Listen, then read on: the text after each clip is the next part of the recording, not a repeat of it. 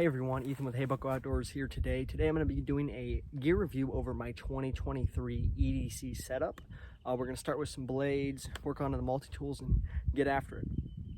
Okay, so the first thing we're going to go over is knives.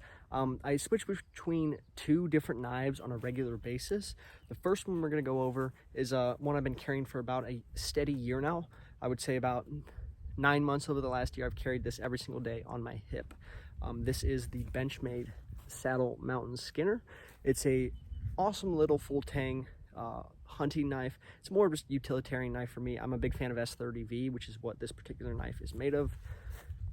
As you can see there, walnut handle scales, full tang design, pretty light. I'm going to be doing a revisit video on this thing fairly shortly, but I am wearing that typically inside the waistband in a custom leather sheath made by a good friend of mine. So that's knife number one that I typically carry. Now, the reason I carry two, some days if I'm, I don't want to carry a lot on my belt, I might just carry the next knife I'm about to show you. But if I'm going to be outside and I know I'm probably going to need a knife a lot, I'm going to carry something like this. All right, so moving on, knife number two, this is one of my personal favorites of all time, is the Buck 110. 420 high carbon. This knife has literally been around since I believe the 1960s. It was one of the first lockback knife designs that ever came to market here in the US, made in the US. 420 high carbon, brass bolsters. I have a full review of this blade if you'd like to go see it. But yeah, an amazing little knife. I'm wearing it in a leather little pouch that comes with the blade. This goes for about, I'd say 70 bucks, 80 bucks, depending on where you could find it. The Benchmade Saddle Mountain Skinner goes for around 200, I believe. That might have changed since when I bought it, but that's what they cost. So item number three, I love carrying a multi-tool on me every day. Very helpful, very handy. I work in HVAC, so it's nice to be able to have something that I can just use without having to go get a tool bag or whatever. So this is the Leatherman MUT, like I said. I've used this thing for almost 2 years now, on and off, and it's done pretty well. I will say the rust resistance on this thing is pretty piss poor, so I would recommend definitely keep an eye on that. As you can see, there's a decent bit of rust on there, but I have carried this in some pretty humid environments. You have tons of different tools on here. I have a full review on this as well.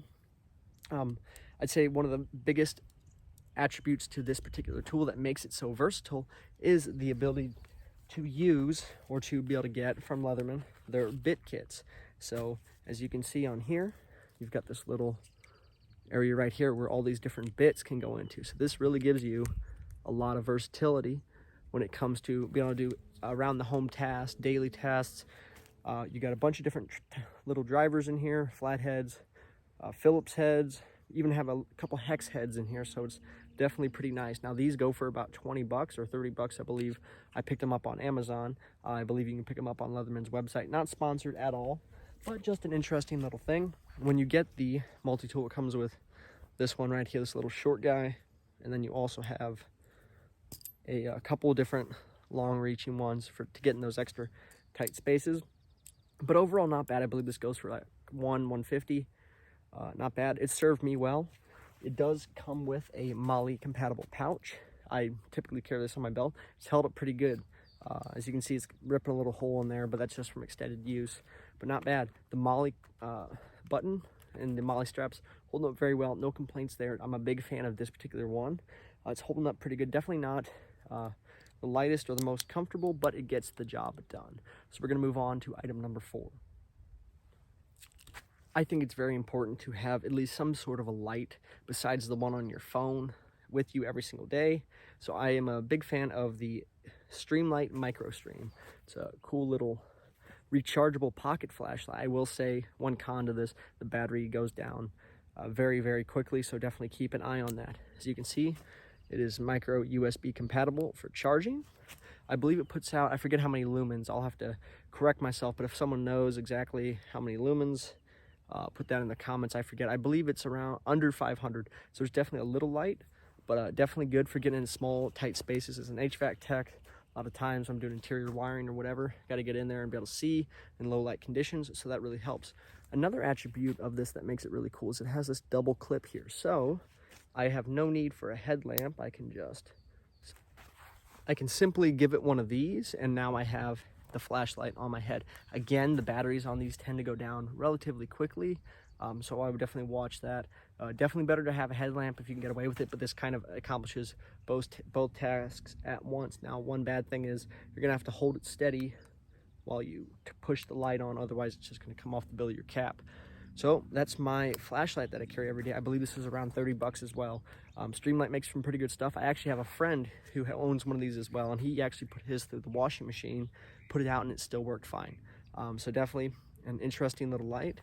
Pretty rugged. I like the bronze color. If you're going to be out in an environment like the Southwest, you might want to see if you can get a different colored light, because you drop this thing and you walk past it, it's gonna be very, very hard to find. The next thing we're gonna go over is medical. I see this gets looked over a lot of times in the EDC community, but it's very, very important. I would say more important than carrying a knife on you, because a lot of times you're gonna have to fix a little boo-boo on your finger, or God forbid you are driving by and there's someone in a car crash and you need to assist them. So I've just got a little kit that I picked up off Amazon. I have made these before, just getting stuff from like Walgreens or Walmart, whatever, and putting one together. But for convenience sake, a lot of times it's easier just to spend the 20, 30 bucks and get something like this. You got everything in here that you need. You got ice packs, Band-Aids, tweezers, alcohol wipes, soap wipes, Q-tips, gauze patches. So everything you can think of, from like a minor scrape to sometimes, I would say, not like massive hemorrhaging, but I would say about 70% of the injuries you're going to run into on a daily basis when you're going around, or this is going to be able to take care of. Now, for that other small minority of things, say you respond to that car crash, or you're out here in the great outdoors and somebody gets hurt very bad, they get a massive laceration on their leg or arm or whatever, I'm a big fan and a big advocate of carrying a tourniquet on me. This is just a simple cat T tourniquet. Pretty simple, similar to what I was issued in the United States Marine Corps. I will say, do not use these unless you have been trained on. There are plenty of medical courses out there. It would behoove you to go out there and get some medical training. That's almost as important as going out with your firearm before hunting season and putting a few rounds down range. Medical training is something that gets looked over a whole bunch. Find a EMT friend you have and have them show you how to use this, because you do this wrong and it can really hurt somebody. So you want to know what you're doing, want to know the common practices and all that, and do your research. Get some good gear, something that's going to hold up, and something that's going to be reliable. Also, make sure for your medical kit and your tourniquet, check everything in there every 3 to 4 months. Make sure nothing's expired, make sure everything's still good to go.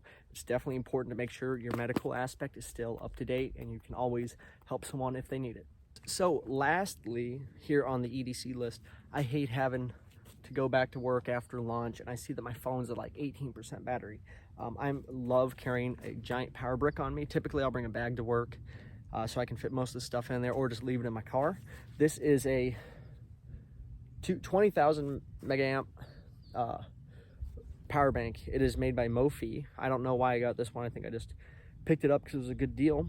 You can charge your phone, I believe, I forget how many times, but it's quite a bit. When I drove from Southern California back to Missouri, I used this thing and I didn't have to recharge it once. You do have a C adapter where you can plug in your either lightning cable or your micro USB for your different devices, and you have 2 USB ports as well, so you can charge this baby. I've only charged this once since I've gotten it, and it's still, let's see if I can see that. I don't know if the camera's gonna be able to pick it up, but I still have 3 bars on this. After that trip to Missouri, I charged it, and I really haven't had to use this thing a whole bunch since then. But it's awesome that it's been able to hold the charge really well, and we've had some extremely cold temperatures for California, at least in the last few weeks. Okay, everyone, so that is my 2023 EDC setup. Let me know what you guys think. Should I add anything? Should I upgrade something, take something out of rotation, or put it back in? That's what I carry, and I hope you guys took away something for it too. Any questions you have, please comment. As always, I do appreciate the support. Thank you guys for watching.